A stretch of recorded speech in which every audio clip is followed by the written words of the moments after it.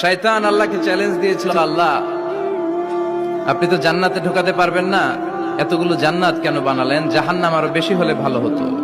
আল্লাহ বললেন কেন? শয়তান বলে, আল্লাহ এই সবগুলারে আমি ওয়াসওয়াসা দিয়ে মুনাফিক বানিয়ে নাস্তিক বানিয়ে জাহান্নামে ঢুকাবো।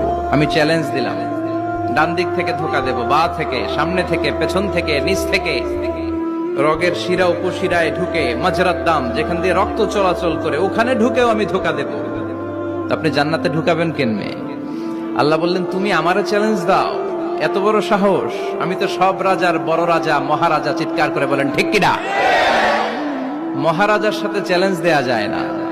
তুমি আমাকে চ্যালেঞ্জ দাও, ওকে ডান, আই টেক ইউর চ্যালেঞ্জ। আমিও তোমার চ্যালেঞ্জ নিলাম। তুমি আজীবন ধোকা দিবা, আজীবন তুমি গুমরা করবা, বেনামাজি বানাবা, জালিম বানাবা। কিন্তু আমার বান্দা কোন তাফসীরুল কোরআনের মাহফিলে এসে, কোন এক ওয়াক্তের নামাজে মসজিদে ঢুকে, অথবা মাঝরাতে ঘুম ভেঙে গেলে তাহাজ্জুদের জায়নামাজে চোখের পানি ছেড়ে যখন ক্ষমা চাইবে, আমি সব গুনাহ মাফ করে দেব, তুই কি করবি?